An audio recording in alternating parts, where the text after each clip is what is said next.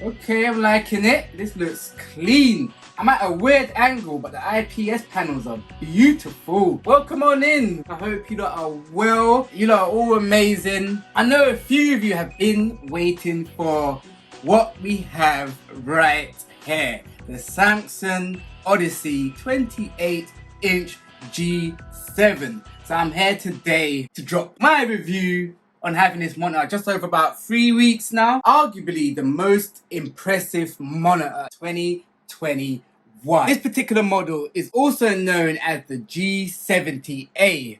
Will retail about, I got it for just over 600. In America, I'm not sure what the pricings are. I'm guessing about $700. Here we have a futuristic looking monitor. I'll quickly go through this. I went through this on my other video. If you have not seen it, my unboxing of this monitor. But I'll quickly show you down. It's already down now. That's the lowest it can actually go.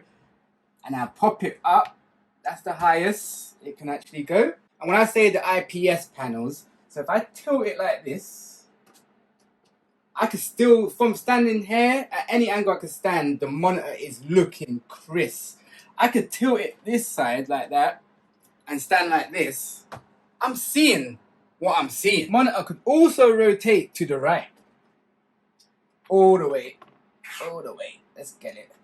Bam. And I don't know why you have such a beautiful monitor facing portrait anyway. Here's the back. This is the futuristic part I like. I really like the light at the back. And especially when it lights on the wall, it gives it a nice RGB feel to your gaming content. As we're back here, the stand itself, as I was saying earlier, it is outstanding. You saw it spin. You saw it tilt. You saw the IPS kicking in. But there is one thing I would personally change or make different myself. Is the wire management. What is this? What is it for real, Samsung? If you come a bit closer, Chrissy, you can see the hole it clips into, and then you put your wires in. It's not really. It's a bit flimsy. It's a bit flimsy. That's the only thing I would have designed different personally. Other than that, I'm happy. But with this monitor, you have to ask yourself, what do you want it for? My reasons were the console as well as my gaming PC, so I could be future-proofed because it's got the HDMI wire 2.1. So let's get into some of the features this monitor has. So right now I've got the PS5 controller. One of my favorite features is the auto sync between the connections with the PC and the console. So let's give it a shot. So I should press this button and it should start the PlayStation. But funny enough, I have a funny feeling when I press this, it's not going to work for the video. Let's find out. Alright, pressed it. Is it going to auto connect? Let's go. One of my favorite features about this monitor, it has a firmware built in, which Samsung keeps up to date. I've recently updated it to the latest firmware. The firmware is very user friendly. So I could go down to support. To update the software is all here. This is how you update the software. It's so simple. Just plug the USB into the back with the latest firmware. Let's see if the adaptive sync works well today. Let's load up a game that runs at 120 hertz. So we'll go to information again. So menu. I know Fortnite's one of those games that runs at 120 hertz, you know. Information. Let's find out. There we go. 120 hertz for Fortnite. Alright, I've got Final Fantasy up for information. Yep, we got Final Fantasy at 60 hertz. And if you can see the monitor, there is no dark spots. The hidden lights in the HDR 400 is really good. I played this game on a bad monitor. This area here, especially like right here, would be really dark.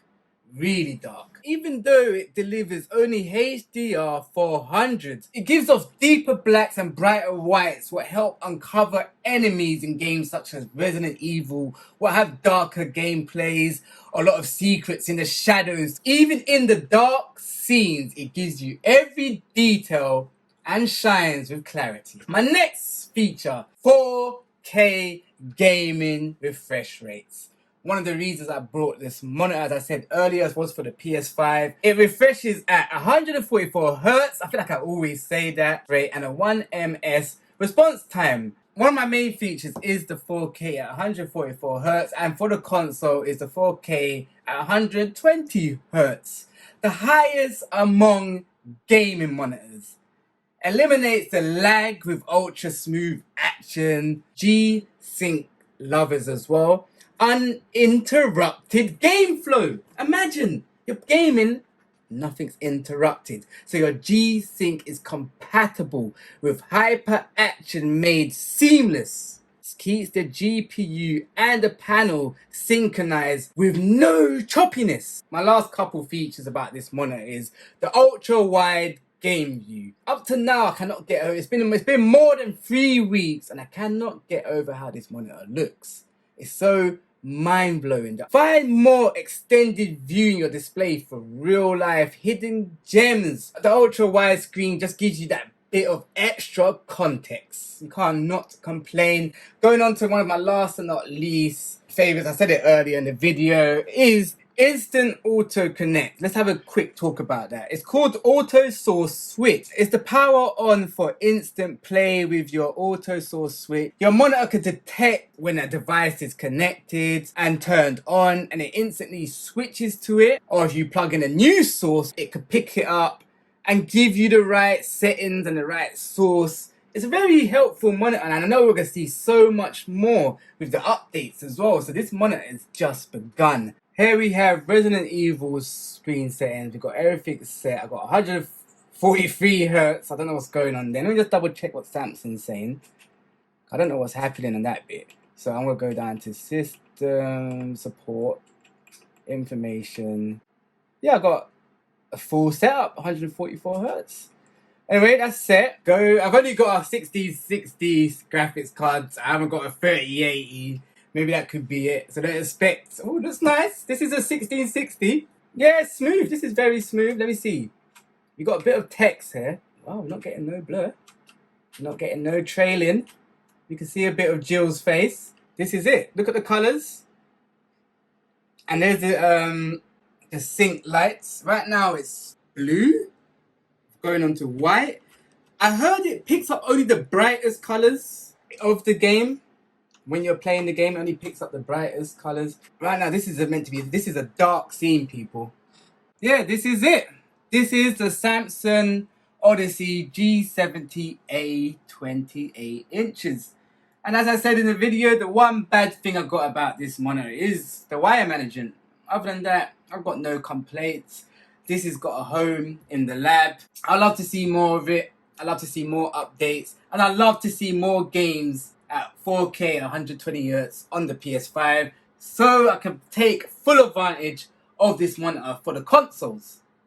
Other than that, let me know in the comments. Hope I didn't miss nothing out. I checked through the comments to see what you lot's needs were, so I hope I covered everything for you in this video. All the specs, all the details. I've done everything to my perspective of how I felt about this monitor, but there's no complaints, honestly. Only complaint, well, I'm not really future-proof if it's not 5K or it's not 8K, but that's not really a problem. I hope you enjoyed it. Let me know if I missed anything in the comments, but I'm sure I covered all the main parts. But I'm out of there. Have a good day.